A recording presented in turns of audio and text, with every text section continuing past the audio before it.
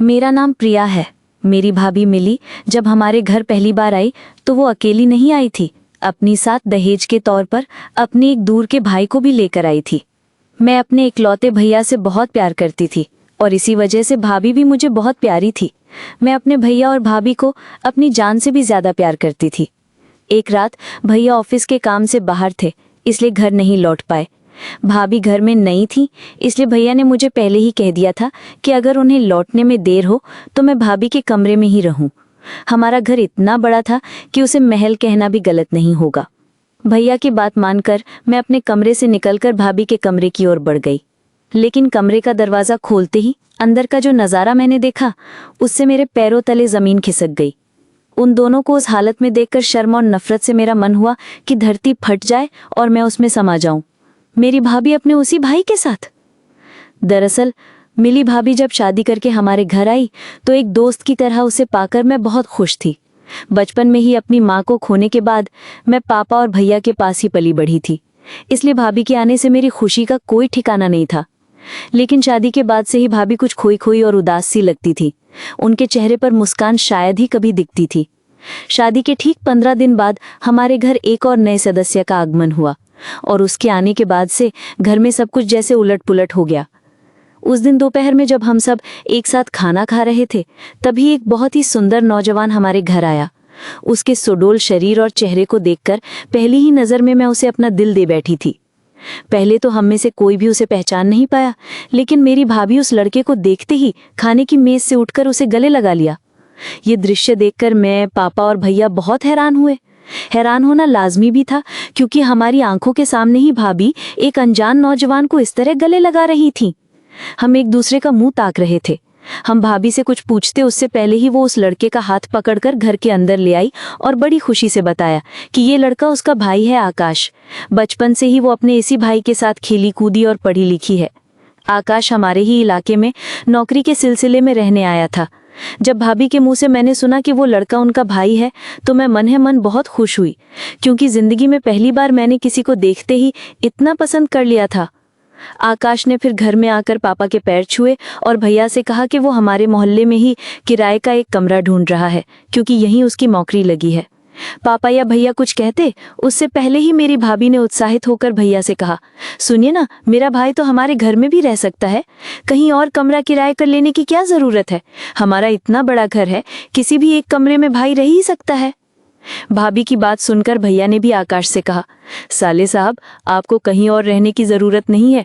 आपकी बहन ठीक ही कह रही है, हमारे इतने बड़े घर में आप आराम से रह सकते हैं। तब भाभी के उस दूर के भाई आकाश ने कहा, जीजा जी, मेरा यहाँ रहना ठीक नहीं होगा। ज्यादा दिन रहने पर मुझे खुद ही अजीब लगेगा। मैं आप लोगों के मोहल्ले के आसपास ही कोई घर किराए पर ले लेता हूँ। इससे मुझे लगेगा कि मैं आप लोगों के पास ही हूँ और अकेलापन भी महसूस नहीं होगा। जब भी फुर्सत मिलेगी आप लोगों के साथ आकर वक्त बिता लूंगा। जिस दिन से भाभी का भाई हमारी जिंदगी में आया उसी दिन से मैंने भाभी में एक अजीब सा बदलाव देखा। आकाश के आने के बाद से भाभी बहुत खुश रहने लगी थी। उनके चेहरे की वो हंसी मैंने शादी के बाद कभी नहीं देखी थी। वो तो हर समय उदास ही रहती थी। इधर आकाश ने हमारे पड़ोस के एक घर में ही कमरा किराए पर ले लिया और लगभग रोज ही हमारे घर आने लगा। भाभी का भाई जब भी हमारे घर आता मैं उसे देखते ही शर्म से लाल हो जाती। उसके मजबूत शरीर को देखकर मैं मोहित हो जाती थी। इस तरह रोज भाभी से मिलने आने के कारण मुझे भी मौके का फायदा उठाकर आकाश से बात करने के बहाने मिल जाते थे। लगभग 20-10 दिन बीतने के बाद आकाश के साथ मेरा बहुत अच्छा दोस्ताना रिश्ता बन गया था। वो इतना अच्छा था कि मेरे पापा की सेहत का भी ख्याल रखता था। धीरे धीरे आकाश हमारे परिवार का इतना करीबी सदस्य बन गया कि हम घर के हर मामले में उससे सलाह मशवरा करने लगे। यहाँ तक कि घर का कोई ज़रूरी काम होता और भैया के पास समय नहीं होता तो आकाश वो काम भी कर देता था। इस तरह कुछ दिन और बीतने के बाद आकाश ने मेरे दिल में एक खास जगह बना ली और मैं उसे मन ही मन प्यार करने लगी।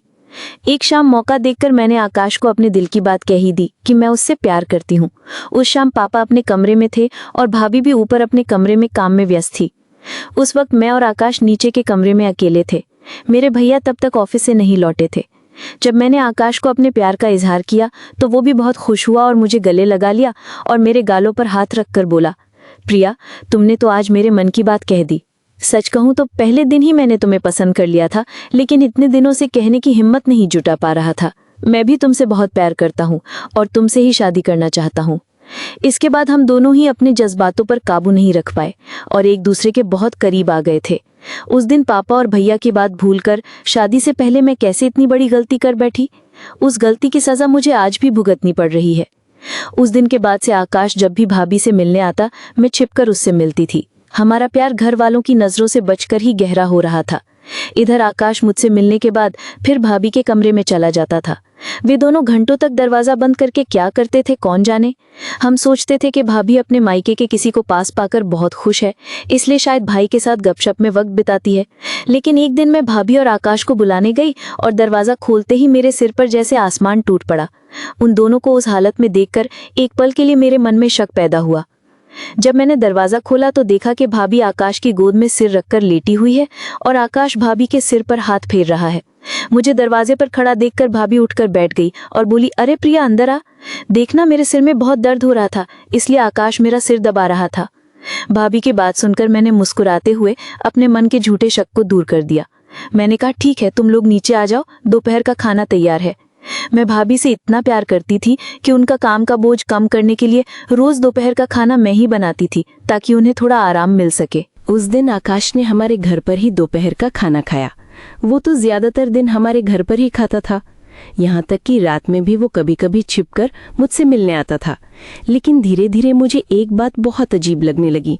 आकाश रोज मुझसे मिलने के बाद भाभी के कमरे में जाकर घंटों तक दरवाजा बंद करके ऐसी क्या बातें करता था। एक दिन मैंने बातों बातों में ही भाभी से पूछ लिया, भाभी तुम आकाश के साथ घंटों तक ऐसी क्या बातें करती हो? भाभी ने तब बड़े मुस्कुराते हुए जवाब दिया, आकाश मेरा भाई जरूर है, पर वो मेरे सबसे अच्छे दोस्त जैसा है। मैं अपने मन की सारी बातें उसे बताती हूँ, इसलिए इसके बाद मैंने उन पर कभी शक की नज़र से नहीं देखा।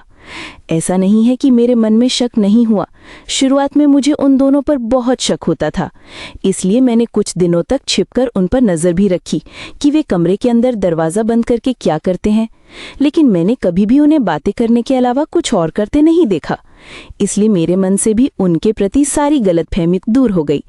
मैंने भी फिर कभी अपनी भाभी और उसके भाई पर शक नहीं किया। यहाँ तक कि मेरे भैया तो भाभी और आकाश पर आंखें बंद करके विश्वास करते थे। हमने कभी सपने में भी नहीं सोचा था कि भैया का ये विश्वास एक दिन इस तरह चकनाचूर हो जाएगा। भाभी की शादी के 2 महीने बाद एक दिन भाभी ने बताया कि वो गर्भवती है। ये खबर सुनकर मैं, भैया और पापा खुशी से झूम उठे। लेकिन अगले ही पल भाभी की बात सुनकर हमारे पैरों तले जमीन खिसक गई। भाभी ने कहा कि वो अभी मां नहीं बनना चाहती, इसलिए वो बच्चा गिराना चाहती है। लेकिन जब मेरे भैया और मैंने उनसे बहुत मिन्नतें की तो हमारे अनुरोध पर भाभी बच्चा रखने के लिए मजबूर हो गई। दरअसल जब भैया ने उससे बच्चा गिराने का कारण पूछा तो भाभी डर के मारे असली सच नहीं बता पाई, इसलिए मजबूरी में उसे अपना फैसला बदलना पड़ा। इधर आकाश के साथ मेरा प्यार का रिश्ता जब और गहरा हो गया तो मैंने पापा से आकाश के साथ मेरी शादी की बात करने को कहा। पापा को जब पता चला कि मैं और आकाश एक दूसरे से प्यार करते हैं और शादी करना चाहते हैं तो उन्होंने कोई आपत्ति नहीं जताई, क्योंकि पापा खुद भी आकाश को बहुत पसंद करते थे। उस शाम जब भैया घर लौटे तो पापा ने मेरे और आकाश के बारे में भैया को बताया। भैया भी ये खबर सुनकर बहुत खुश हुए। वो भी चाहते थे कि मेरी शादी आकाश से ही हो। पापा और भैया की सहमति पाकर मैं तो खुशी से फूली नहीं समा रही थी। पूरी रात मैं आकाश के ही सपने देख रही थी। लेकिन अगली सुबह ही एक अनहोनी घटना घटी। भैया के ऑफिस जाने के बाद भाभी बहुत गुस्से में मेरे कमरे में आई और बोली, प्रिया क्या तुम्हारा दिमाग खराब हो गया है? तुमने आकाश से शादी करने के बारे में सोचा भी कैसे? क्या तुम्हें और कोई लड़का नहीं मिला? भाभी की बात सुनकर मैं हैरान होकर उनकी तरफ देखने लगी और बोली, भाभी क्या हुआ आपको? इतना गुस्सा क्यों कर रही हैं? क्या आकाश अच्छा लड़का नहीं है? उससे शादी करने में क्या दिक्कत है? भाभी ने तब मुझे जो बताया उसे सुनकर मेरी दुनिया ही उजड़ गई। भाभी ने कहा कि आकाश का किसी और लड़के के साथ प्रेम संबंध है। भाभी के मुंह से आकाश के बारे में ऐसी बात सुनकर मैं यकीन ही नहीं कर पा रही थी कि आकाश मुझे धोखा दे रहा है। उसी दिन मैंने आकाश से इस बारे में बात की। आकाश ने मेरी बातें सुनने के बाद मेरे सिर पर हाथ रखकर कसम खाई कि वो सिर्फ मुझसे ही प्यार करता है। मैं समझ नहीं पा रही थी कि झूठ कौन बोल रहा है, भाभी या आकाश। अगर आकाश सच कह रहा है तो भाभी ने मुझसे इतना बड़ा झूठ क्यों बोला? जब मैं आकाश की बातों पर यकीन नहीं कर पा रही थी तो आकाश ने मुझसे कहा, प्रिया, अगर तुम्हें मेरी बातों पर भरोसा नहीं है तो मैं अभी तुमसे शादी करने के लिए तैयार हूँ। मुझे नहीं पता कि तुम्हारी भाभी ने मेरे बारे में इतनी बड़ी झूठी बात क्यों कही। अगर मैं किसी और लड़की से प्यार करता तो तुम्हारे साथ रिश्ता ही क्यों बनाता। आकाश ने मुझे भरोसा दिलाने के लिए उसी दिन मंदिर ले जाकर मुझसे शादी कर ली। मैंने भी भावनाओं में बहकर उससे शादी कर ली। शादी करके उसी शाम जब हम घर लौटे तो भैया और भाभी हमें दूल्हा दुल्हन के रूप में देखकर पूरी तरह से चौंक गए। भैया ने बहुत गुस्से में मेरा हाथ पकड़कर कहा, प्रिया, हमें बिना बताए इस तरह शादी करने की क्या जरूरत थी। मैंने तब भैया से कहा, भैया, मैंने आपको बिना बताए शादी नहीं की है। आप तो सब जानते थे कि मैं और आकाश एक दूसरे से कितना प्यार करते हैं। मैंने ही तो आप लोगों को हमारी शादी के बारे में बताया था, लेकिन आपने तो कोई कदम नहीं उठाया। और मुझसे सवाल करने के बजाय अपनी पत्नी से जाकर पूछिए कि उसने मुझे आकाश के बारे में इतना बड़ा झूठ क्यों बोला। भाभी तब मेरे पास आकर गुस्से में मेरे गाल पर एक थप्पड़ मारा और बोली, तू क्या जानती है आकाश के बारे में? बिना कुछ जाने सुने तूने इस लड़के से शादी कर ली। इतना बड़ा फैसला लेने से पहले एक बार भी मुझे बताने की जरूरत नहीं समझी। मैंने तब भाभी से कहा, आकाश तो आपके भाई से ज्यादा दोस्त है, तो आप क्यों नहीं चाहती कि आपके इतने अच्छे दोस्त के साथ मेरी शादी हो।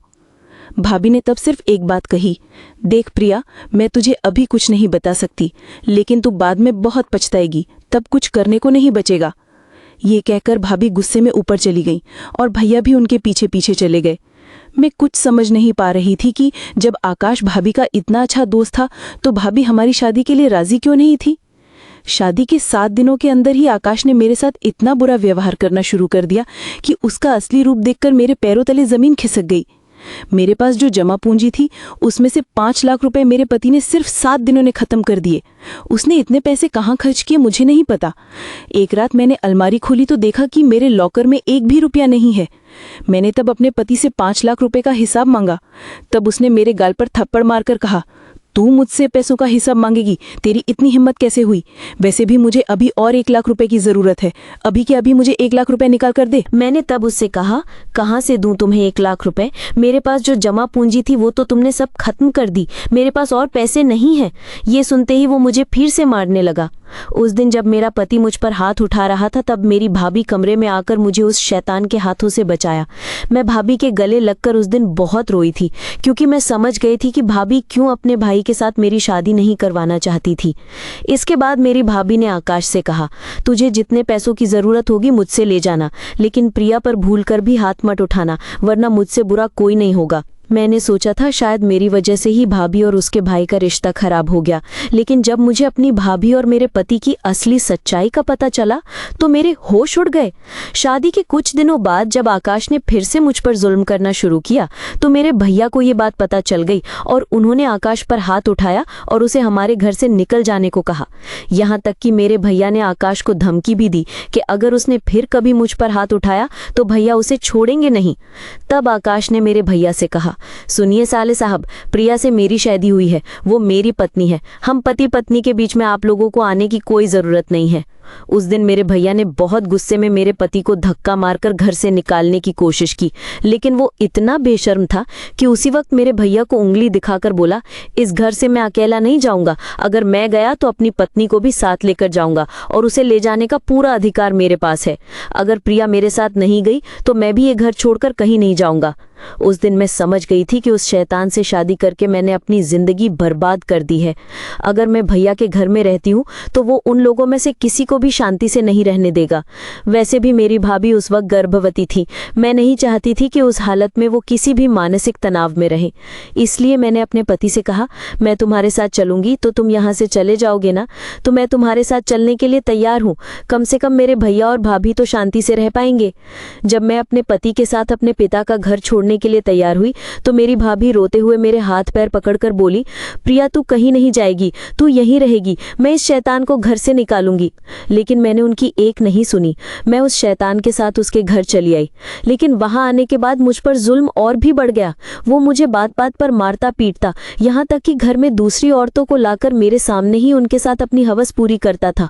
मैंने सपने में भी नहीं सोचा था कि जिसे मैंने दिल से इतना प्यार किया वो मेरे साथ ऐसा धोखा करेगा। पति के घर आने के लगभग 7 दिन बाद एक दिन अचानक मेरे भैया और भाभी वहां आ पहुंचे। उस दिन भी मेरे पति ने मुझे बहुत मारा था। इसके बाद भाभी के मुंह से मैंने जो सच सुना उसे सुनकर मेरे पैरों तले जमीन खिसक गई। असल में मेरी भाभी के पेट में जो बच्चा था वो मेरे भैया का नहीं था, वो आकाश का था। जब मेरी भाभी ने आकाश को पैसे देना बंद कर दिया था तब उसने चालाकी से मुझसे शादी कर ली। उसने मुझसे प्यार का नाटक किया। उसने कभी भी मुझे दिल से प्यार नहीं किया, सिर्फ पैसों के लालच में मेरे साथ रिश्ता बनाया था। असल में आकाश तो मेरी भाभी का कोई भाई नहीं था, वो मेरी भाभी का पहला प्रेमी था। मेरे भैया से शादी होने के बाद भी भाभी अपने प्रेमी को भुला नहीं पाई थी, इसलिए उसने उसे भाई बनाकर हमारे घर ले आई थी। मेरे भैया के ऑफिस जाने के बाद ही भाभी और आकाश एक साथ वक्त बिताते थे और इस बारे में हम में से कोई कुछ नहीं जान पाया। आकाश कभी कभी भाभी से पैसे मांगा करता था। धीरे धीरे जब भाभी को समझ आया कि आकाश सिर्फ पैसों के लिए उसके साथ रिश्ता रखे हुए है, तब उसने मेरे भैया को सब सच बताने का फैसला किया। लेकिन जब आकाश ने मुझसे शादी कर ली तब उसने मेरी भाभी को धमकी दी कि अगर भाभी ने भैया को सच बताया तो आकाश मुझे जान से मार देगा। इसी डर से मेरी भाभी इतने दिनों तक चुप थी। लेकिन उस दिन जब आकाश ने फिर से भाभी को फोन करके 1 लाख रुपए मांगे तो भाभी मजबूर होकर मेरे भैया को साथ लेकर मेरे ससुराला पहुंची। यहाँ आने से पहले भाभी ने मेरे भैया को अपने और आकाश के बारे में सारी सच्चाई बता दी थी। मेरे भैया अच्छी तरह जानते थे कि आकाश इतनी आसानी से मुझे उनके साथ जाने नहीं देगा, इसलिए वो पुलिस लेकर आए थे। मेरी भाभी ने जब पुलिस के सामने आकाश के खिलाफ सब कुछ सच सच बता दिया तो पुलिस आकाश को गिरफ्तार करके ले गई। उस वक्त आकाश मेरे सामने बहुत नाटक कर रहा था, लेकिन मैंने उसे माफ नहीं किया। उसने मेरी भाभी के साथ साथ मेरी जिंदगी भी बर्बाद कर दी थी। उस दिन भाभी ने मेरे और भैया के पैर पकड़कर माफी मांगी, लेकिन भैया भाभी पर इतने गुस्से में थे कि उन्होंने उसे तलाक देने की बात कही। लेकिन मैंने भैया के हाथ पैर जोड़कर बहुत विनती की कि वो भाभी को इस हालत में अकेला ना छोड़े, उसे एक मौका दें, क्योंकि भाभी को अपनी गलती का एहसास बहुत पहले ही हो गया था। और चूंकि मैं भाभी से बहुत प्यार करती थी इसलिए मैं चाहती थी कि भैया उसे माफ कर दे। मेरी बात सुनकर भैया ने भाभी को माफ कर दिया। इसके बाद जब मैं भैया के साथ घर लौटी तो कुछ दिनों बाद पता चला कि मैं भी गर्भवती हूँ। ये खबर सुनकर मैं और भाभी दोनों रोए, क्योंकि मेरे और मेरी भाभी के पेट में एक ही इंसान का बच्चा था जिसे स्वीकार करना किसी भी तरह से संभव नहीं था। उस शैतान की वजह से हम दोनों की जिंदगी बर्बाद हो गई थी। 10 महीने बाद जब भाभी ने अपने बच्चे को जन्म दिया तो पता चला कि बच्चा मरा हुआ पैदा हुआ था। उसके 6 महीने बाद जब मैंने अपने बच्चे को जन्म दिया तो मेरा एक बेटा हुआ। उसी दिन मैंने फैसला कर लिया था कि मैं अपने बेटे को कभी भी उसके पिता की पहचान नहीं दूंगी, क्योंकि मैं नहीं चाहती थी कि मेरा बेटा भी बड़ा होकर अपने पिता जैसा शैतान बने।